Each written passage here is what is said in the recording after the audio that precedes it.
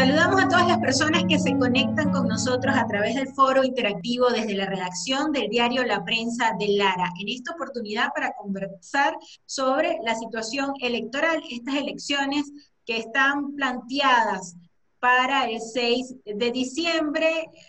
Son noticias, han sido noticias de que fueron convocadas en el mes de junio por las constantes irregularidades que expertos electorales y algunos actores políticos han planteado. Incluso la misma comunidad internacional ha dicho que estas elecciones no gozan de condiciones de transparencia, y para hablar sobre esto, sobre todas las irregularidades que presentan, nosotros hoy tenemos en este foro al señor Francisco Castro, politólogo, director de Súmate, la organización civil que durante más de 18 años ha brindado asesoría técnica y ha hecho contraloría social en materia electoral. Gracias por estar con nosotros. Gracias a ti, Ana, por la oportunidad de compartir con ustedes. Un saludo. Sí. Mire, le pregunto, ¿son legales o ilegales la convocatoria a las elecciones parlamentarias? Bueno, en efecto, las elecciones parlamentarias arrancaron de una forma muy mala. El Consejo Nacional Electoral no solamente fue designado por el Tribunal Supremo de Justicia, violando lo dispuesto en la Constitución y la ley, sino que adicionalmente también se violó los criterios de elegibilidad, digamos, de las personas que fueron designadas rectores. La Constitución establece que los rectores deben ser personas con independencia política, y esto pues efectivamente no se ha logrado, y se tiene pues una composición de un Consejo Nacional Electoral donde los 5 rectores obedecen pues a una parcialidad política. Mm.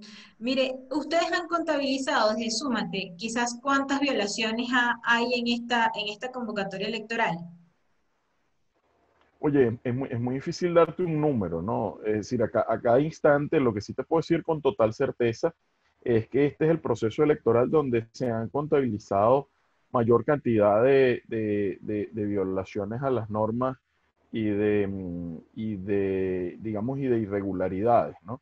Te puedo decir con total certeza que estamos haciendo el informe de una cuestión central que hemos determinado, y ya tenemos 2 o 3 atrasadas, ¿no? Es decir, es un proceso sumamente oscuro, sumamente opaco, donde prácticamente en cada una de las actividades del cronograma se han encontrado irregularidades. O sea, estamos hablando de que los procesos electorales finalmente deben servir para resolver crisis, digamos, para con democracia y con participación lograr la resolución de los conflictos, y es muy probable que este proceso electoral, en estos términos en los cuales se está planteando, solo empeore incluso la crisis institucional. Sí. ¿Acaso es la convocatoria de elecciones parlamentarias un arma que utiliza Maduro para negociar, lograr objetivos políticos y seguir manteniéndose en el poder?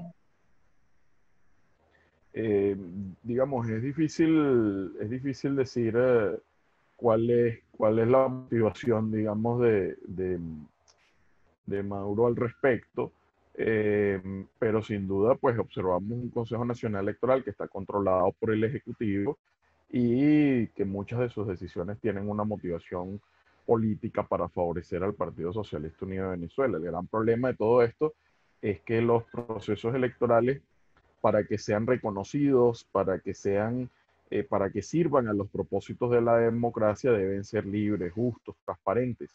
Y un proceso electoral de esta naturaleza o con estas características no va a servir para resolver la crisis de legitimidad que está atravesando precisamente Maduro.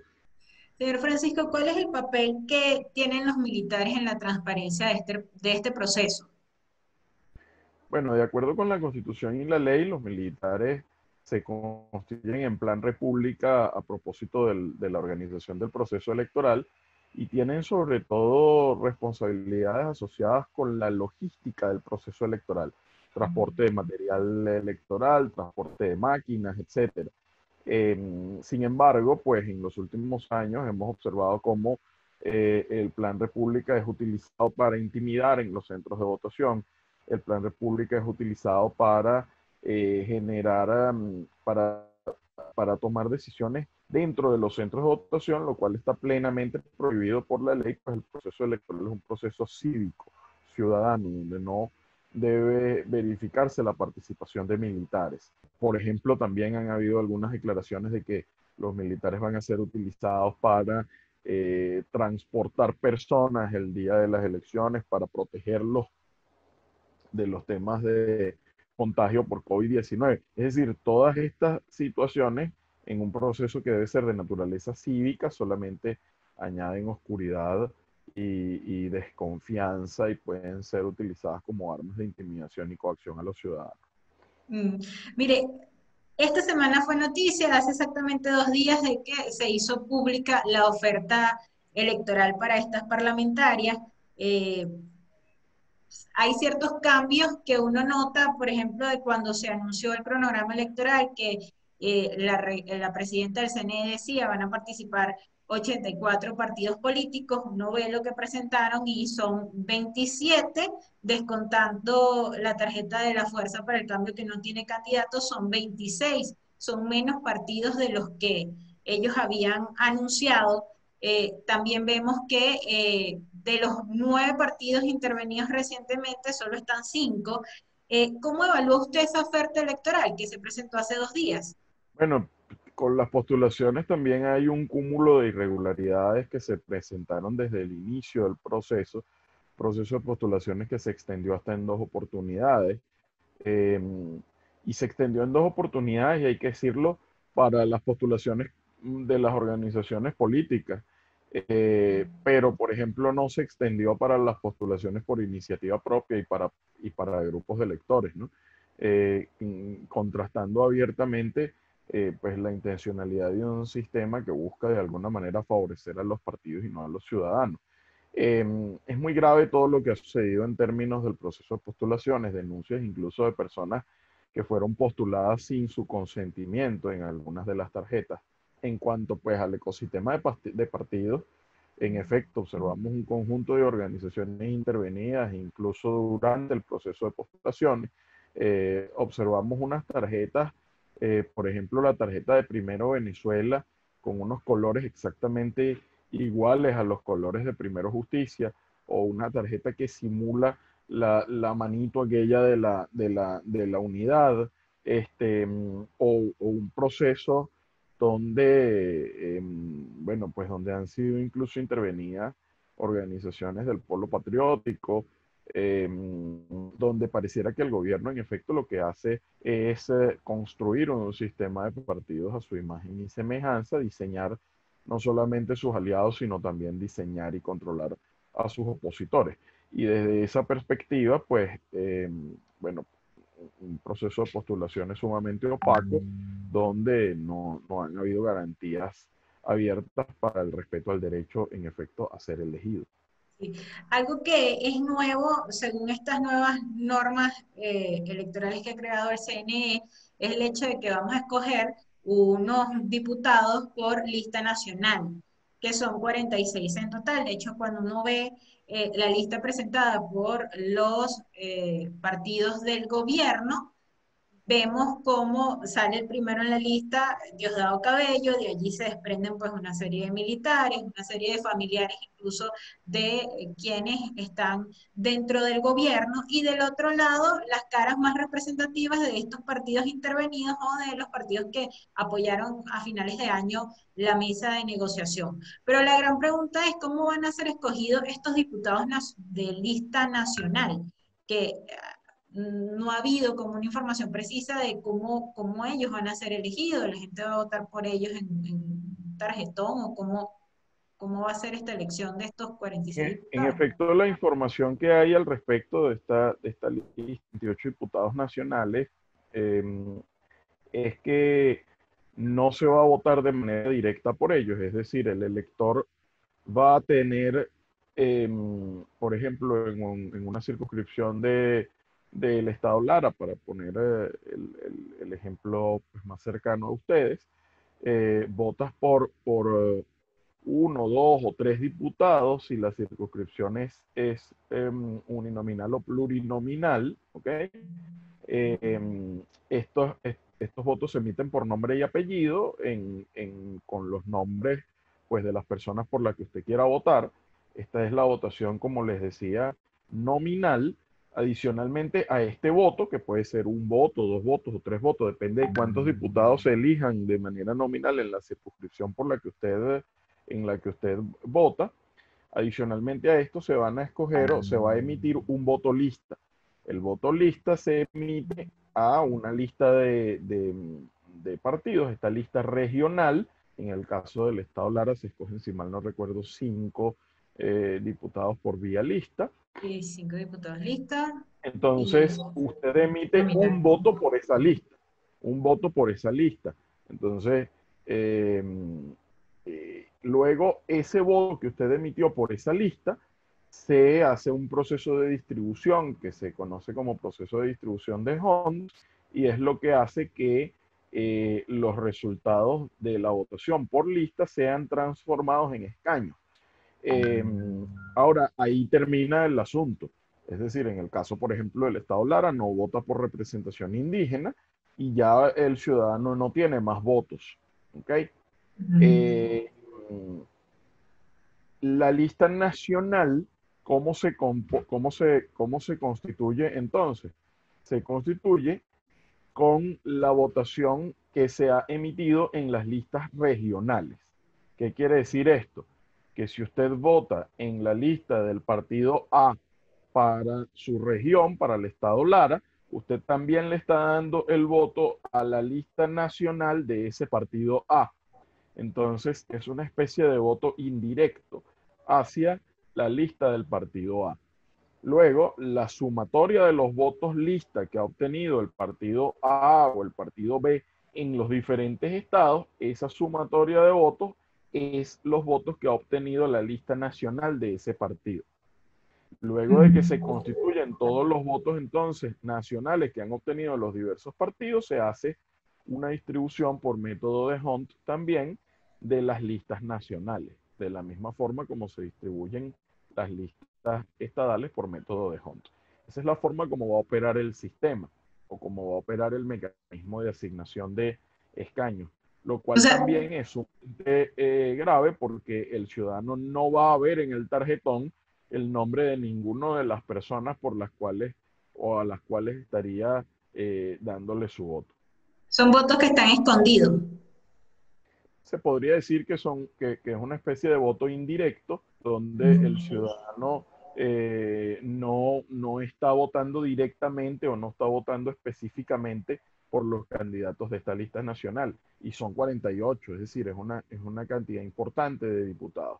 También hay Sí. otra situación allí, y es que si, por ejemplo, tú decidieras votar por algún partido regional, en la lista, estás perdiendo el voto a la lista nacional, ya que los partidos regionales no tienen posibilidad de postular listas nacionales. Entonces, como ciudadano, si votas en una lista regional, ese voto no le es sumado a ningún partido para la lista nacional. Entonces vamos a encontrar que, bueno, pues también hay partidos de primera y partidos de segunda, hay candidatos de primera y candidatos de segunda, y habrá en todo caso, pues ciudadanos en los que tengan menos poder en su voto si deciden apoyar una organización regional, lo cual también es una enorme violación a los derechos de los ciudadanos. Sí, le hacía énfasis también en el hecho de que al principio de esta convocatoria anunciaron que 84 organizaciones políticas estaban habilitadas para participar o para postular candidatos. Aparecen 27, una que no presentó candidato. Este, ¿A qué lectura le da usted a esto? Bueno, no se conoce actualmente cuántas organizaciones de corte regional están participando. En efecto, hay 26 organizaciones nacionales participando en la elección. Y bueno, pues lo que podemos es comparar con un ecosistema de partidos que ha venido reduciéndose a lo largo de los últimos años. Si, por ejemplo, observamos un hecho muy significativo, la coalición opositora que ganó con amplio margen de ventaja las elecciones de 2015 estaba conformada por 22 o 23 organizaciones nacionales. Estas 23 organizaciones a lo largo de estos 5 años han sido, eh, salvo el partido Un Nuevo Tiempo, todas las 23 organizaciones han sido intervenidas o ilegalizadas o, digamos, nombradas juntas ad hoc en estos partidos. Y de esas 23 organizaciones, pues casi todas al día de hoy han sufrido algún tipo de intervención o inhabilitación. Sí, y también con esto de las irregularidades ha sido uno de los reclamos para que emitan información relacionada con el sistema de votación. Quedan 65 días para que haya elecciones y todavía no se sabe con qué máquinas y cómo se va a votar. ¿Cómo evalúan esta situación ustedes? Los expertos han dicho que si esto en efecto son nuevas máquinas y es un nuevo software, estamos hablando de un nuevo sistema automatizado que requeriría 6 meses para poder ser auditado y garantizar que el sistema en efecto permita que los votos se cuenten de manera exacta, que se respete el secreto del voto y que se respete el principio de un elector, un voto. Si estas cosas no pueden ser auditadas, no pueden ser validadas, pues sin duda tendremos un sistema que es una especie de caja negra donde los ciudadanos no saben en efecto lo que está sucediendo allí. Los ciudadanos tampoco conocen pues cómo se va a votar. Se ha hablado que la interfaz es una cosa sencilla. Imagínate tú que parte de las declaraciones de la presidenta del CNE es que imagínense que esto es como cambiar el celular y entonces, bueno, tienes un celular más moderno, pero es igual. Esos son declaraciones sumamente graves, sumamente irresponsables a propósito de lo que es pues la organización de un proceso electoral. Sí, y bueno, esta semana también ha sido noticia el hecho de que llegaron a Venezuela dos representantes de la Unión Europea, una comisión especial para exigir condiciones. ¿Qué se exigió para que se puedan dar estas elecciones y que gocen de un aval internacional como el de la Unión Europea? Bueno, la información que ha trascendido acerca de este tipo de reuniones es que la Unión Europea estaba pues evaluando la posibilidad de lograr que se pospusieran las elecciones para lograr básicamente dos cosas, han dicho ellos. La primera, eh, digamos que se respeten un conjunto de garantías electorales y la segunda, bueno, poder ellos evaluar la factibilidad de mandar una misión de observación eh, para tener un proceso, unas elecciones transparentes, libres, que puedan gozar de observación internacional, sería en efecto necesario prácticamente comenzar de cero la organización de este proceso para poder corregir desde el principio el enorme cúmulo de irregularidades que se han venido presentando. Y son esos tres grandes principios los que deben cubrirse. Justicia para que tengamos elecciones donde las normas sean iguales para todos los participantes, transparencia, donde tengamos un sistema pues que cuente los votos de manera exacta, se respete el principio de un elector, un voto, y libertad, libertad para elegir, libertad para ser elegido, libertad de postulación, libertad de participación, libertad de votación, libertad de inscripción en el registro electoral y libertad a la hora de votar, que no seas intimidado, coaccionado, digamos, o se juegue con las necesidades de los ciudadanos a través de la entrega de alimentos o a través de la amenaza, la pérdida de beneficios sociales.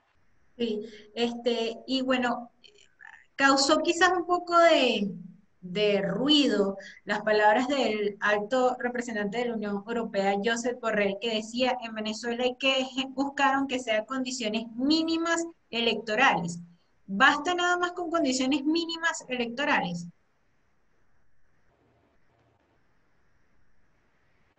Eh, el tema es si las condiciones son mínimas o no, o son condiciones, o sea, el apellido de las condiciones, pues, o sea, Mm, al final las condiciones son condiciones electorales y todas las condiciones son importantes. No hay unas condiciones más importantes o menos importantes que otras. Eh, Quizás podría decirse que en efecto hay unas condiciones que son más gruesas o que incluyen otras condiciones. Eso podría decirse. Por ejemplo, el hecho de contar con un Consejo Nacional Electoral justo, transparente, independiente, puede en efecto facilitar la realización de otras condiciones, pues son decisiones del Consejo Nacional Electoral el respeto de otras condiciones. Sin embargo, todas las condiciones tienen una naturaleza y un nivel importante de crucialidad a propósito del proceso electoral. Es mm, por ello que no hablamos de condiciones mínimas o de condiciones eh, que sean excluyentes al respecto, sino hablamos de 12 condiciones electorales o, como te decía antes, de estas tres grandes condiciones que deben cumplirse a propósito de la organización de la elección. Estos matices, tratar de decir, bueno, sí, podemos hacer esto, pero no aquello, o aquello, pero no esto. En realidad, todas las condiciones, además, parten de una cosa fundamental, Ana, y es que todas las condiciones están perfectamente, digamos, delimitadas en la ley. Podríamos hablar incluso de una sola condición, y es que se respete la Constitución y la ley electoral.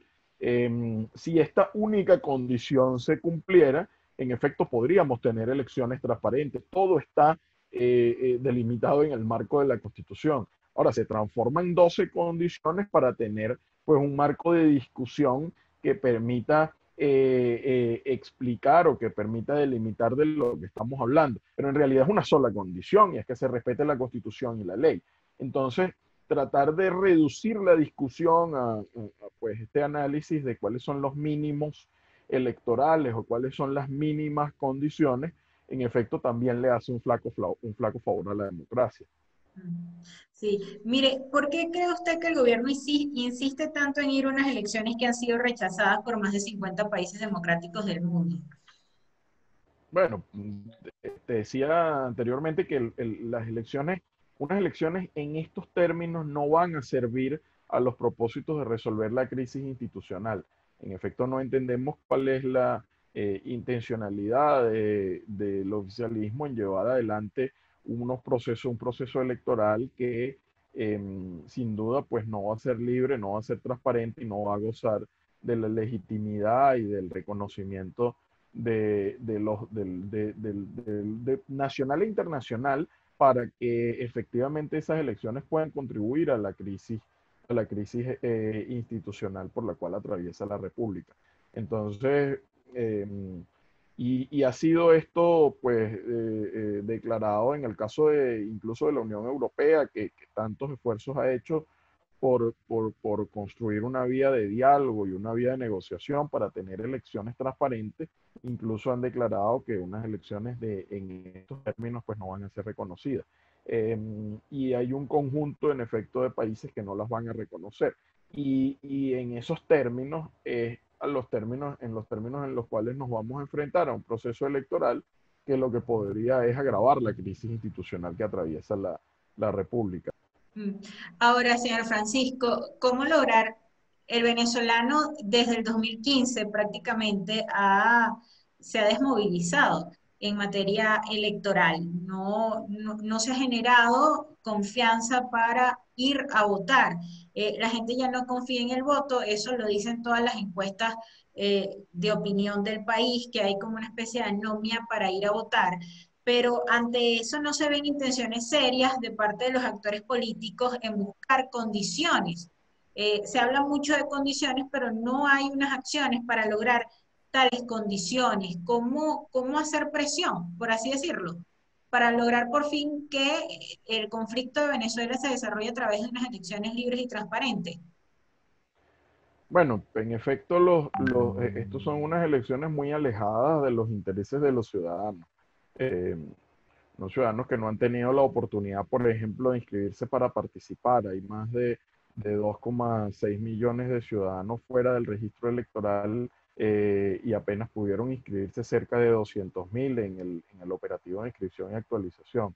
Un ciudadano que no sabe cómo se va a votar, que no conoce los candidatos. Son unas elecciones de espaldas a los ciudadanos y es el ciudadano quien debe ser el protagonista de la elección. En este sentido, pues las condiciones que se han estado exigiendo son condiciones para garantizarle precisamente a los ciudadanos que puedan ejercer su voto con transparencia y con libertad y que finalmente ese voto va a contar en términos de los resultados. Y hay otra cosa de la cual también poco se habla y es que las elecciones no solamente deben ser realizadas de manera justa, libre y transparente para tener un resultado electoral que refleje de manera exacta la intención de las personas que acudieron a votar, sino que las elecciones también deben servir para que el resultado de esta elección se traduzca en el ejercicio real del poder político que están delegando los ciudadanos a través del proceso de votación. Y esto tampoco está garantizado en Venezuela porque tenemos pues instituciones que no están actuando de manera imparcial e independiente y tenemos pues un conjunto de eh, violaciones a la Constitución y la ley a lo largo de estos años. Y entonces no solamente es pues la realización de elecciones y que estos resultados reproduzcan la voluntad de los ciudadanos, sino que finalmente el resultado de esa elección se traduzca en el ejercicio del poder político que los ciudadanos le han delegado a ese representante. Pues si no, estamos acudiendo a procesos donde se vota pero no se elige y donde los representantes electos en efecto no pueden ejercer el poder político. Entonces, la consecuencia de la elección debe traducirse en ejercicio de poder político legítimo. Y esto pues es otra de las grandes cosas que está en controversia, dado pues una sala constitucional del TCJ que está por encima de la constitución y la ley, una Asamblea Nacional Constituyente bueno, que la utilizamos como comodín pues cuando necesitamos desacreditar algo, cuando necesitamos validar alguna otra cosa, unas instituciones que, bueno, que pues claramente están al servicio del poder. También quería hacer énfasis en el hecho de que usted dice, estas son unas elecciones que están de espalda del ciudadano, pero ¿qué papel tienen los partidos políticos, intervenidos o no, que están ahorita en el país? Hablamos de la oposición. Hay quienes dicen, algunos analistas, que estos partidos también han estado un poco de espalda a los ciudadanos, que han perdido las bases que tenían en cada estado. Sí, sí, claro, sin duda, todos los partidos políticos han estado pues en una discusión acerca de, bueno, pues acerca de condiciones para postulación, acerca de, digamos, como te decía, por ejemplo, prórrogas para la postulación, en una discusión pues acerca de candidaturas, en una discusión acerca del sistema electoral y no ha habido una discusión franca hacia el ciudadano, hacia los problemas del ciudadano, hacia la resolución de la crisis institucional y cómo esto afecta a los electores. Y no ha habido una discusión franca de cómo, pues, ofrecerle al ciudadano unos mecanismos de votación o unos mecanismos de participación electoral que le garanticen ese rol protagónico en el ejercicio del voto. Un ciudadano que reconoce en el voto un arma muy importante, pero que reconoce que esa arma en este momento, bueno, pues tiene la pólvora quemada, es decir, no tiene la eficiencia que debería tener como arma. Y es por ello bueno, que existen tantas reticencias de los ciudadanos a la participación y que se observa en este proceso. Es decir, estamos en un momento en el cual hay elecciones en 60 días y tú no ves clima electoral en el país. Es decir, las elecciones son una fiesta de participación ciudadana. Y aquí, bueno, pues, bueno, pareciera que va a haber unas elecciones en diciembre, pero estas elecciones están completamente de espaldas a los ciudadanos, no se sabe ni siquiera quiénes son los candidatos, si va a haber una de campaña, se dice que la campaña va a ser por Zoom, en un país donde las fallas constantes, donde en muchas ciudades del país, incluso ciudades capitales, a veces no hay ni señal celular para conectarse. Bueno, pues ¿cómo se piensa desde esa perspectiva en el ciudadano y cuál es la importancia que tiene a propósito de la organización de las elecciones, que se Sí. hacen pues a sus espaldas, sin duda? Sí, y dos últimas preguntas, señor Francisco. Habla usted de la campaña electoral. Ya Maduro anunció como una especie de adelanto de campaña electoral y en cadena nacional se ha hecho viral fotografías en Barinas de candidatos que reparten mortadela, o sea, juegan con el hambre del venezolano. Y también han jugado con la pandemia, porque incluso Indira Alfonso ha dicho que las elecciones podrían durar hasta 2 días. ¿Qué tipo de resultados podríamos tener si una elección dura más de un día en el país? Bueno, imagínate que hacerte algún comentario al respecto para comenzar por lo último también sería irresponsable de mi parte si todavía no sabemos ni siquiera eh, cuál es el sistema, cuáles son las máquinas, cuál es el software que se va a utilizar. Suena sumamente complicado y peligroso, en efecto, tener una elección más de un día, además de que es violatorio de la Constitución y de la ley, ¿no? Que establece claramente que la jornada electoral debe realizarse en su totalidad en un solo día.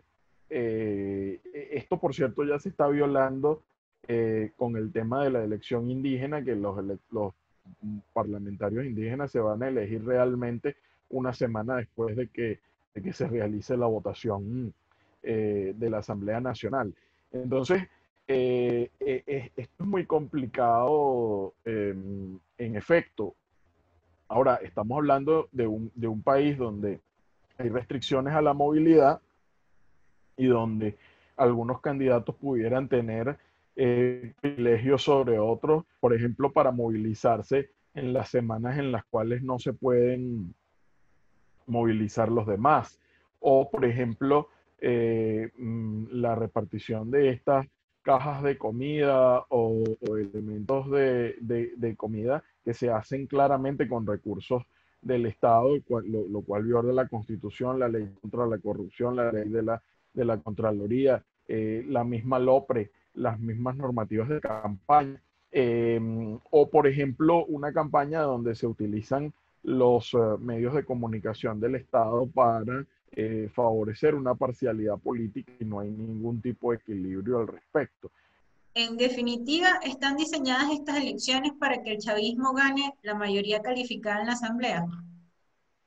Bueno, pareciera por el contexto actual y por los escenarios actuales que se plantean y por el diseño, sobre todo también de la adjudicación de los cargos, que el oficialismo en este momento, incluso obteniendo una minoría de los votos, 35 o 40% de los votos, la dispersión de las fuerzas opositoras y el diseño de las circunscripciones eh, y digamos de la sobrerepresentación que hay en los estados pequeños y la subrepresentación que hay en los estados grandes, permitiría que el oficialismo con el 40% de los votos pueda obtener fácilmente la mayoría calificada de la Asamblea Nacional. Ni que decir, eh, si el oficialismo logra obtener una mayoría relativa de los votos, esto pues le sobrerepresentaría ampliamente. Esto ya sucedió, por ejemplo, en el año 2010. El oficialismo con el 48% de los votos obtuvo en aquella oportunidad más del 60% de los escaños del Parlamento. Y también sucedió en el 2015, la oposición con el 56% de los votos obtuvo el 66% de los votos del Parlamento. Entonces tenemos, de los escaños del Parlamento, entonces tenemos un proceso, un sistema que sobre representa a las fuerzas políticas, pero que además privilegia las coaliciones y no privilegia o castiga la pluralidad. Entonces, eh, digamos, la única forma en la cual una coalición opositora podría vencer a una coalición oficialista en estos procesos es que, por un lado, se construyan alianzas perfectas de los partidos de oposición que participen en este tipo de procesos y que por otro lado esas alianzas perfectas obtengan cerca del 60% de los votos, porque si no, incluso obteniendo 52 o 53% de los votos, el PSUV aseguraría, eh, o sea, incluso perdiendo, aseguraría el PSUV el control de la mayoría del Parlamento, por la naturaleza, por el diseño de la elección, por el diseño de las circunscripciones y por el diseño de sobrerepresentación en algunos estados. El PSUV podría estar obteniendo entre, por ejemplo, Amazonas, Cojedes, Apure, Portuguesa, del Tamacuro, son 5 estados que escogen sumados los mismos estados que escoge el estado Zulia, y entre estos 5 estados tienen menos de la mitad de la población del estado Zulia. Entonces, el gobierno podría, ganando en estos 5 estados pequeños, obtener la misma cantidad de diputados que podría obtener la oposición ganando en el estado Zulia, por ejemplo, y para ello la oposición necesitaría obtener el triple de votos que necesitaría el gobierno obtener para ganar la misma cantidad de diputados que está ganando en los estados pequeños. Entonces, el diseño en efecto de la elección es sumamente injusto, es sumamente parcializado y está hecho a la medida de los intereses del PSUV. Eh, es una eh, proyección quizás aventurada, pero de acuerdo con la información que se tiene, pues pareciera difícil que el Partido Socialista Unido de Venezuela pueda perder la mayoría del Parlamento con estas condiciones electorales y con este diseño del sistema. Bueno, muchísimas gracias al señor Francisco Castro, director de Súmate, organización civil que presta asesoría y hace contraloría social en materia electoral en el país. Gracias por acompañarnos en este foro interactivo. Gracias a ti, Ana, y a toda la gente de Estado Lara y a los oyentes. Y bueno, pues estamos a la orden. La página web de Súmate, www.sumate.org, y el Twitter de Súmate, @Súmate, para continuar pues debatiendo y discutiendo pues todas estas cosas de tanta actualidad y de tanta importancia para los ciudadanos. Un placer.